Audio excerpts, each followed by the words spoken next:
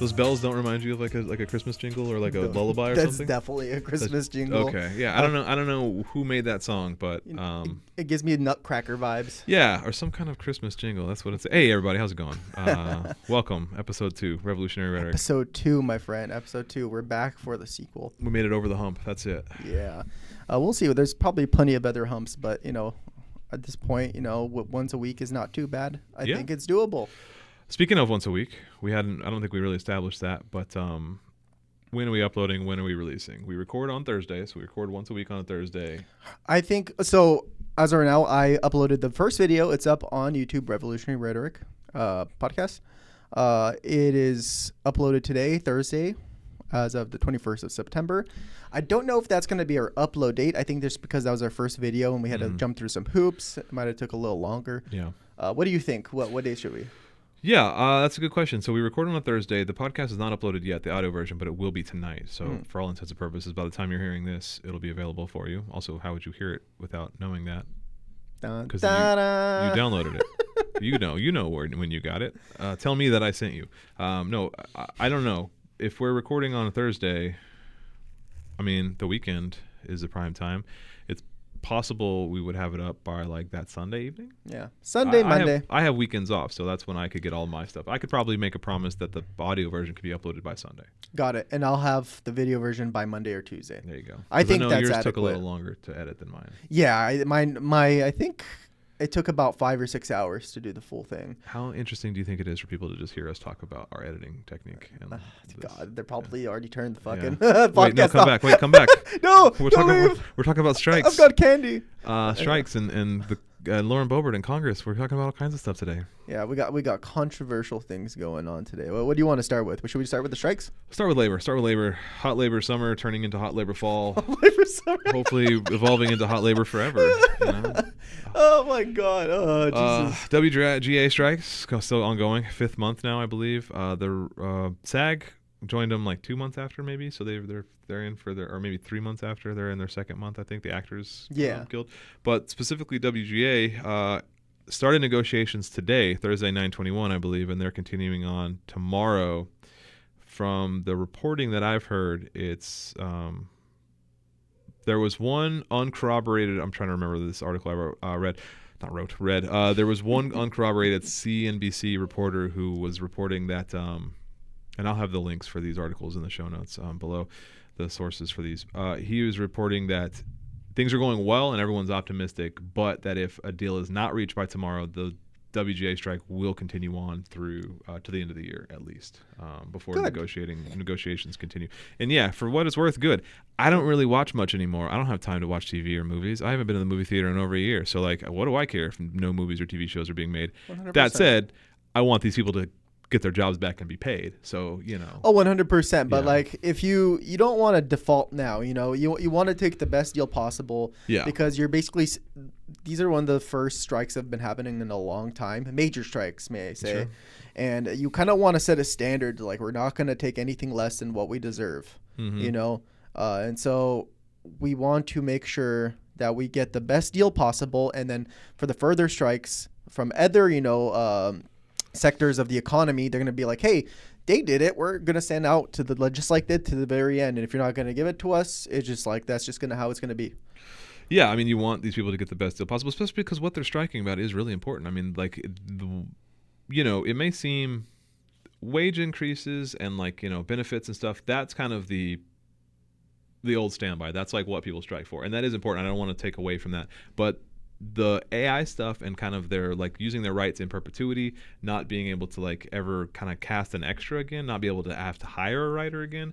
That stuff is going to be way more important down the line. Wages and benefits, that's important, sure, but that can be negotiated anytime. But the whole AI thing, as well as like the writing AI, like whether or not we need writers anymore, period. And like if you've seen the AI writing as a 9th grade teacher, I could tell you my students are using AI, and it's it's hard to tell. It's not hard to tell. It's really? very easy to tell. Okay. Yeah, well, I mean, for one thing, listen, all love to 9th graders, but they don't write that well. It's good writing in a gibberish way, right? So like I read so much AI. it's really hard to explain. Like you know it when you see it, because it's not bad writing. It's like it'll be like a 5-paragraph essay that's well constructed with a beginning, middle, and end, an introduction and conclusion from a student that I like can't put together 2 sentences. So it's like that's a huge red flag to begin with. Not to just totally rag on my students. They're great. I love them. It's fine. But it's also like weirdly disjointed, and like it's just have you ever seen AI art where it's just kind of like there's that extra finger, and if you know what a student writes like, it's the same thing but for writing. Also, there's a point where like if half of them are using it, why do half the students have the same writing style? What's going on? What do you do in that case? Do they get in trouble? Is it I mean, it's like plagiarism? It's plagiarism.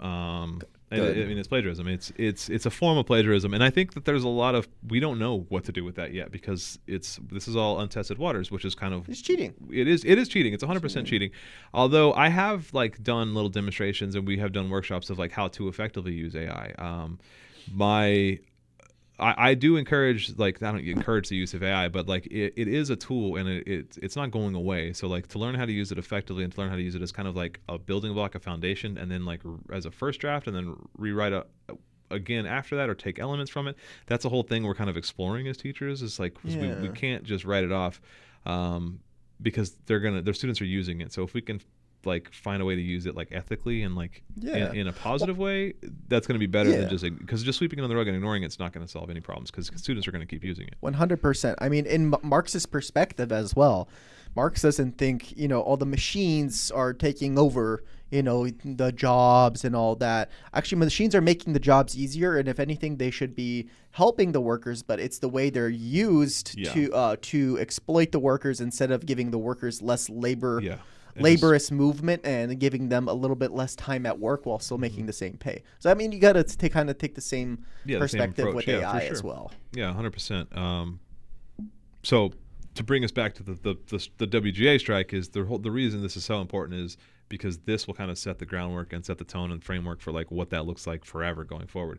This is a really pivotal time in kind of media history, and it's fingers crossed that the right decision is made from these studios. From the reporting, everyone is there apparently. David Zaslav, Bob Iger, all of the heads of, I forget the guy's name, Ted something, the head of Netflix. They're all at the table today and tomorrow. So they're showing up, and hopefully something, hopefully deals are made, hopefully equitable and prosperous deals for the WGA are made. It's kind of crazy how like Black Mirror came out an episode just right before this was about to happen, about like AI using actor likeness to create storylines and stuff like that. I didn't see that one. Yeah, you should watch it. I mean, it honestly, from what I've heard, I've watched like maybe 3 episodes from it so far. A lot of people are saying this is garbage season, but I just thought that was crazy how like right before all this happened, Black Mirror literally came out with an episode of this happening. I fell off of Black Mirror a while ago. I loved Black Mirror like the first 2 seasons. It's only 3, so this is the 3rd one now. Is it really? But Netflix closed down my account because I was on my mom's account.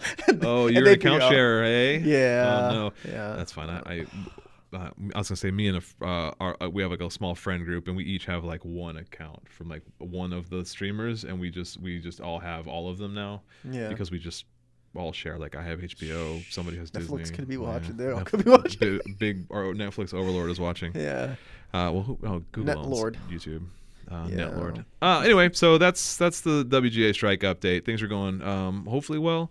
I don't have any updates on the SAG strike. I don't know if negotiations. I didn't look into when negotiations are happening there. The big news was that it's the WGA update, specifically for the writers today and tomorrow. So that's good for you. Speaking of other momentous strikes, United Auto Workers voted to go on strike this week. I think the strike broke on Tuesday. Or the news for the strike wasn't broken. The news for the strike, or the vote for the strike, was on Tuesday. Today's Thursday. I think that was Tuesday. Yeah, 2 days ago. A lot of stuff. Their demands, cost of living adjustments to be returned. I think they were in effect prior to the 2009 recession. Those plant workers were given COLA, cost of living adjustment raises periodically. Those were taken away after the crash, and those auto companies were bailed out. Sounds about right. They are demanding a pretty healthy wage increase. I think they're asking for 40%, if I'm not mistaken. And I think that's how much they offered the CEO. Was that Yeah, I think that was what Sean Fain, the president of the United Auto Workers, Which had is kind smart of like, because yeah, he's like, hey man, you're asking made 40%. Why yeah. can't we make 40%? And I It makes them look bad. I think somebody countered with 30, and last I heard it was maybe like a 36 they were willing to accept, as I understand it. That's doable. Because there's also that's the wage and the COLA adjustments are one thing, but they're also asking for actually some pretty radical stuff, which is, I mean, great to see. Better benefits, return of pensions, which again were taken away, I believe, after the 2009 bailouts and stuff. Their pension kind of were taken away. But another thing is end of temporary workers. They have a temporary worker classification, which is not unlike what UPS had, which is like, you have a regular UPS, if you're unfamiliar, had like a regular driver position, but then they would have like this part-time position that could also work full-time and drive, but was considered a part-time factory worker, so they would driving full-time, but just not be paid at the rate. So that was a big sticking point for the UPS, was to remove that position, and it's a very similar position for UAW, which is to remove this temporary workers, which you can be a temporary worker at a part-time status working 60 hours a week for 5 years plus for this company and still be considered a temporary worker. Honestly, that's American part-time. It's 60 hours a week. And it's like you're not getting benefits, you're not getting any kind of vacation, whatever the benefits you get. It's basically just a loophole so they don't have to pay you all the benefits. And so they want to remove that. But the biggest kind of most radical thing they're asking for is a 32-hour at 40-hour pay work week. And that's like what they're really fighting for. That is what we need to go towards. I mean, to be honest. That's kind of, it was the Ford factory and kind of the United Auto Workers that led the push to remove it to 40. And now back in the day, and to get work weeks down to 40. And now here we are, history repeating itself. It's the same kind of workers at auto plants, the United Auto Workers, that are pushing it to be from 32 to 40, from 40 to 32, excuse me, while still making a 40-hour that's fantastic. Wage. That's fantastic. Which, especially for such a laborious job, well, that's their argument for why, is that it's like it's backbreaking work. It's like there's a lot of injuries. One report I was saying, it was actually another podcast, shout out to Rev Left Radio, was they had a couple of guys on that were reporting on the strike, and one of the guys was mentioning that he was down there at the picket lines, and how many of those workers were like in braces or in like kind of like, because they're just destroying their bodies.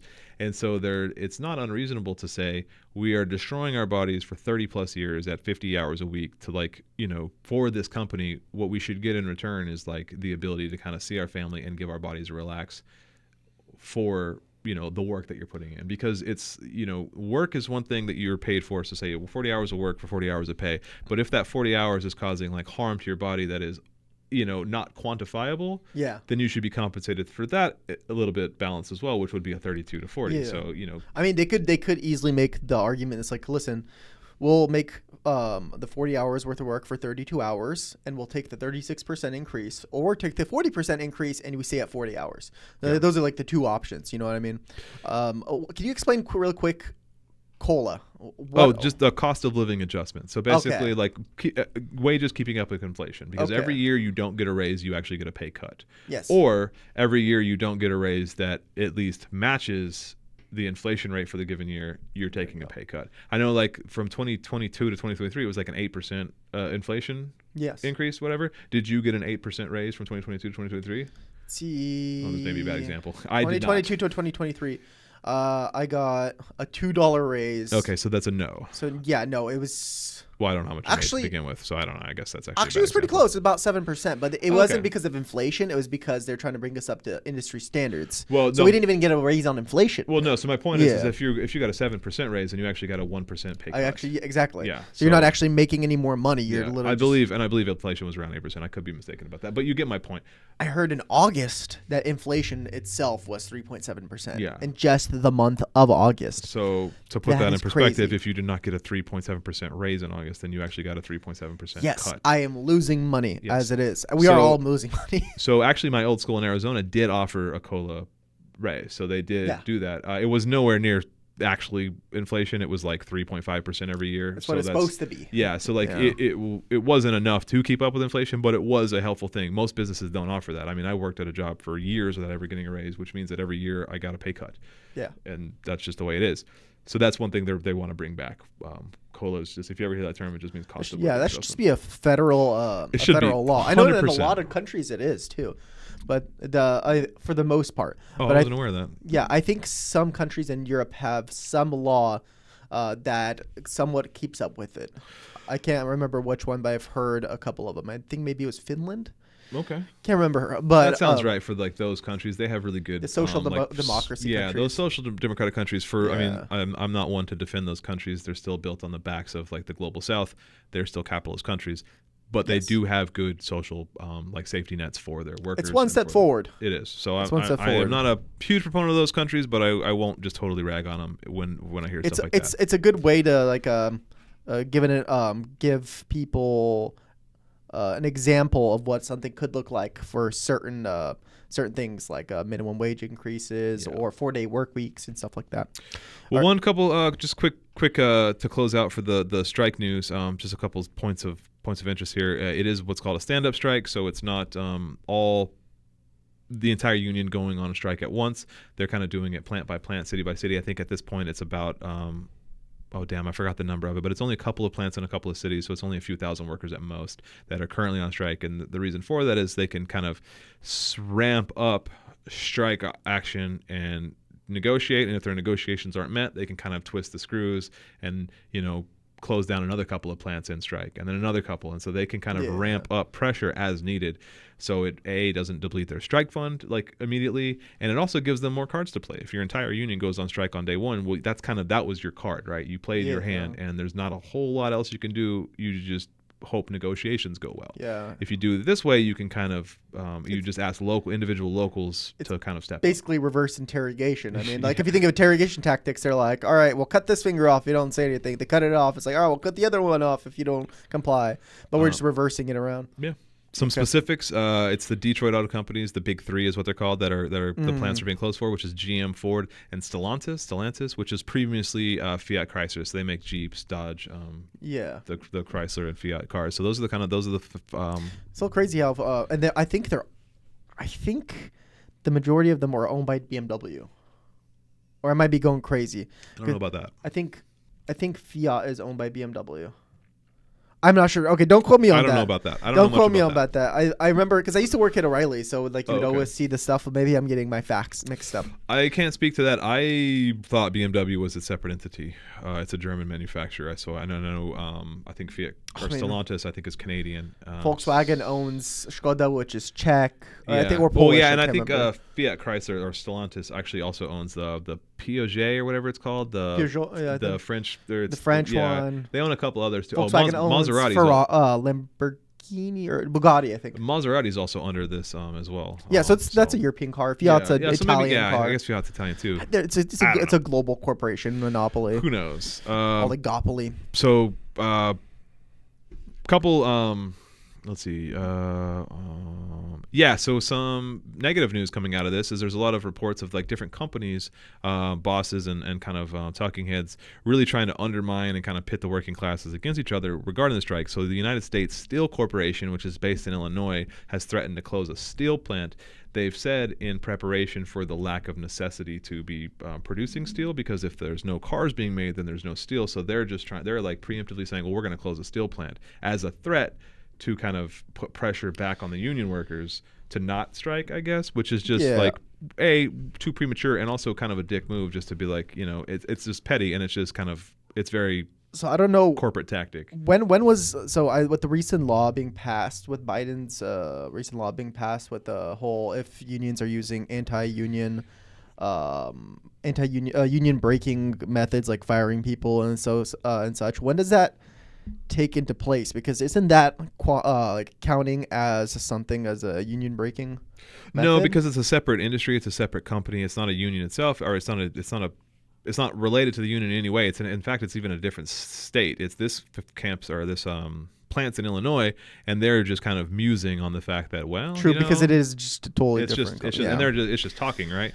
But in relation to that, GM itself has threatened to close and adjoining assembly plants, blaming the auto workers. So this is a little more relevant to that, because they're saying, well, if we don't need if we don't have the manufacturing plants open, well, we're not going to need the assembly plants because there's nothing to assemble.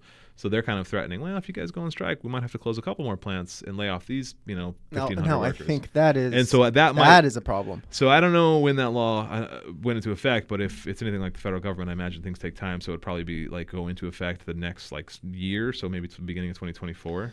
I don't know. One last thing is this chief operating officer of Hyundai, completely unrelated, which is a South Korean manufacturer. He implied that the loss of a lot of their non-union operations due to a strike this is just further attempting to undermine the UAW position. So what he's saying is like, the seatbelt manufacturers and the fabric and whatever is like, well, if you guys go on strike, you're gonna make all these people that are non-union lose their job. So they're really just kind of like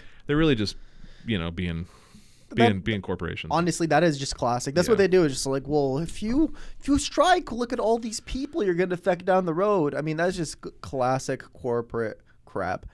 Honestly, I would just don't worry about that. If I was another worker, I'd be like, dude, go on strike. I don't care if it affects my company. We need to be striking against these guys too. There's not a lot I wouldn't put a lot of stock in it, but I thought it was worth mentioning that they're doing, corporations are doing what corporations are going to do, which is trying to pit working class people against each other, break working class solidarity. And then it's just, so to all our comrades in both SAG-AFTRA, WGA, and the UAW, keep best pushing, of luck. boys and girls. You're doing the Lord's work. Yes. Speaking of UAW, Trump, moving it back to politics, the intersection of labor and politics is Trump is skipping the next debate. He skipped the last debate, the Republican primary debate, which was an absolute clown show. He will be skipping the next one as well, as it'll be on September 27th, which is actually next Wednesday. Should we meet up next Wednesday? That just occurred to me right now as I was reading that note. I'm totally down. So we can try that. I believe I'm free, so we should try to do that. We'll do a live. We'll promote it on social, and we'll do a live for the debate because that's the 27th. So the reason he's skipping it is twofold. One is he's going to Detroit to talk to the auto workers. He's going to, I guess, as far as I could tell, was in support of the auto workers, which I can't possibly believe that's true. I have no idea. It's just a PR tactic. It's a PR tactic, I don't know what he hopes to achieve. I don't even know what he's self-respecting union. Well, I mean, I don't. These guys are, just kind of blue collar workers. I don't want to presume their politics. If we're talking Detroit, a lot of them might be. Probably a lot of them might be, because a lot of them are kind of. I wouldn't say. Yeah, I wouldn't say necessarily brainwashed. But I would say a lot of them don't understand the whole idea of unions as left wing. They think, right wing Trump is populist, but it's not necessarily true. You know what I mean? Yeah. I would, if I was in this space, I would skip it too. Why? You're gonna win. Well, so why that's the second reason is the reason he's skipping it is he has nothing to gain, but he does have something to lose. If he's caught off guard, if he sounds stupid, that's hard. That's easy for him to do. But I mean, if there's anything negative in any way happens to the debate, he could lose points. And why would he? He has currently a 55% to 14% lead on the next challenger, which is Ron DeSantis. And look at that slope. He's just slowly creeping down.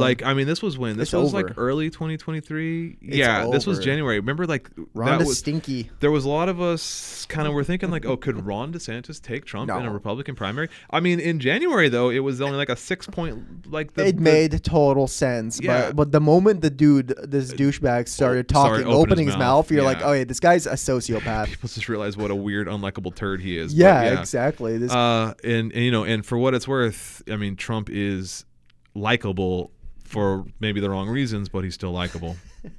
So Ron the Stinky. So there's no reason for Trump to go to a debate. He has nothing to gain and everything to lose. So he's gonna gain. Skip it. Yeah, exactly.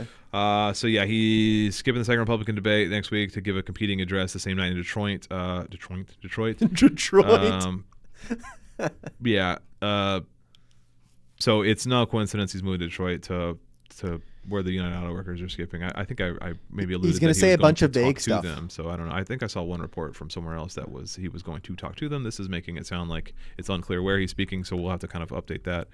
I think he's probably going to end up going on a stage, saying some very vague words in support of the workers, but not saying anything against the corporations. That way he plays both sides, which he's always done. He's just playing what he's good at, to be fair. So. Yeah, exactly. He's going to say a bunch of gibberish that makes a bunch of people be like, wow, he's on our side. And then the corporations are like, all right, that's political talk. I know exactly what he means. Yeah. And so we'll see how that goes, but we'll be covering the debate. So maybe I'll keep an alert on my phone to see what he does that night, and we'll kind of update because we'll be talking that night. So we'll kind of update what he does that night. But for